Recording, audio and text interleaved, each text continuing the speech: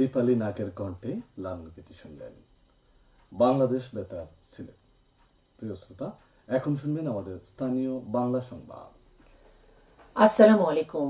সন্ধে 7টা, বাংলাদেশ বেতার Sylhet.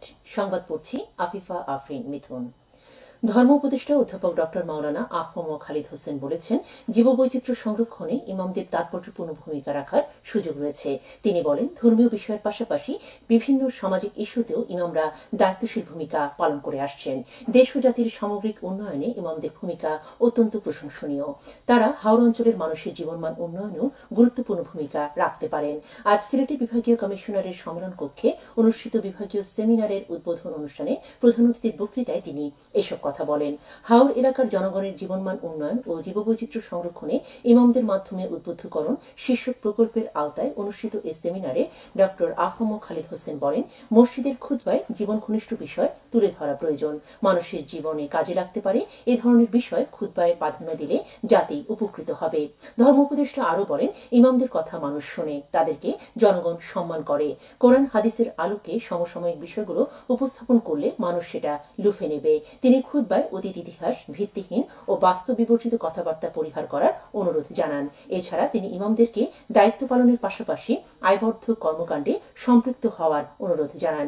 Islamic foundation প্রণীত প্রাক খুতবাকে চমৎকার অভিহিত করে ডক্টর খালিদ বলেন, এই খুতবায় সন্ত্রাস, দুর্নীতি, মাদক, নারী নির্যাতন প্রতিরোধ, পিতামাতার প্রতি দায়িত্ব কর্তব্যের মতো জীবনধর্মী ও সমসাময়িক বিষয়গুলো সন্নিবেশিত করা হয়েছে। তিনি জীববৈচিত্র্য সংরক্ষণ, বনায়ন, প্রাকৃতিক দুর্যোগ প্রতিরোধ প্রভৃতি বিষয়ে আলেম ওলামাদেরকে সোচ্চার ভূমিকা রাখার অনুরোধ করেন। বিভাগীয় কমিশনার খান মোহাম্মদ রেজাউল নবীর সভাপতিত্বে এই সেমিনারে বিশেষ অতিথির বক্তব্য দেন Sylhet range DIG Mohammad Mushfiqur Rahman, metropolitan পুলিশের কমিশনার মোহাম্মদ রেজাউল করিম ও পুলিশ সুপার মোহাম্মদ মাহবুবুর রহমান।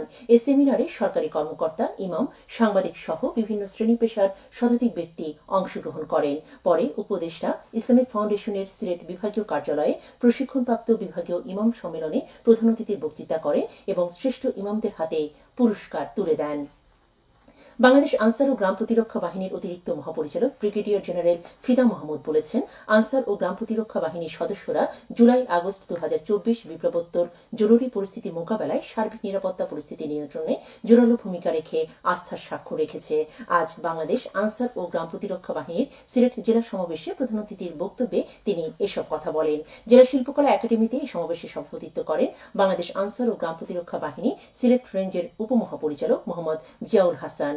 অনুষ্ঠানে দৃষ্টান্তমূলক কাজে স্বীকৃতি স্বরূপ ও আত্মনির্ভরশীল করার লক্ষ্যে বিডিবি সদস্যদের মধ্যে সাইকেল, সেলাই মেশিন, ছাতা সহ অন্যান্য উপহার সামগ্রী প্রদান করা হয়।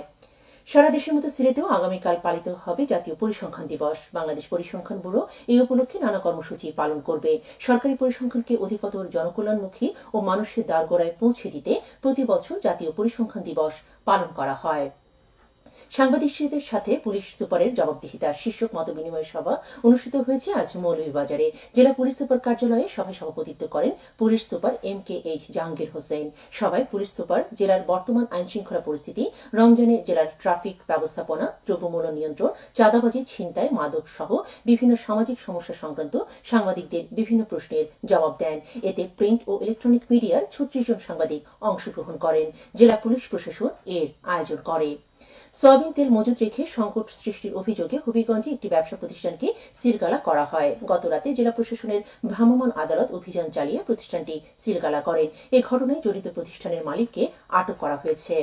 হবিগঞ্জ জেলায় ডাকাতির প্রস্তুতিকালে একটি 1 বন্দুক ও 14 রাউন্ড গুলি উদ্ধার করেছে যৌথ বাহিনী। আজ শায়েস্তাগঞ্জ বাইপাস সড়কের পাইকপাড়া এলাকা থেকে এগুলো উদ্ধার করা হয়। মৌলভীবাজার সদর উপজেলার যোগীরহর থেকে দিঘিরপাড় বাজার হয়ে 8ঘর চৌরাস্তা মোড় গোবিন্দপুর বাজার ভায়া শমশেরগঞ্জ বাজার পর্যন্ত 18 কিলোমিটার সড়ক উন্নয়ন কাজ শেষ হয়েছে। প্রকল্পের আওতায় একটি ব্রিজ, 5টি কালভার্ট, রাস্তা প্রশস্তকরণ, মাটি ভরাট, RCC ঢালাই, পিচ সহ আনুষঙ্গিক কাজ অন্তর্ভুক্ত ছিল। এতে ব্যয় হয়েছে প্রায় 4.5 কোটি টাকা। LGED তা বাস্তবায়ন করে। সবশেষে আবহাওয়া। রাত 1টা পর্যন্ত পূর্বাভাসে বলা হয়েছে সিলেট সহ পার্শ্ববর্তী এলাকার জন্য কোনো সতর্কবাণী নেই এবং কোনো শঙ্কিত দেখাতে হবে না। আজ সিলেটের সর্বোচ্চ তাপমাত্রা ছিল 32 ডিগ্রি এবং সর্বনিম্ন 16.4 ডিগ্রি সেলসিয়াস। বাতাসে আর্দ্রতা ছিল সকালে 50 এবং সন্ধ্যায় 40%।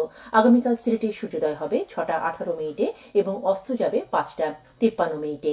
সংবাদ শেষ হলো। আমাদের পরবর্তী স্থানীয় সংবাদ প্রচারিত হবে আগামীকাল সকাল 8টা 10 মিনিটে।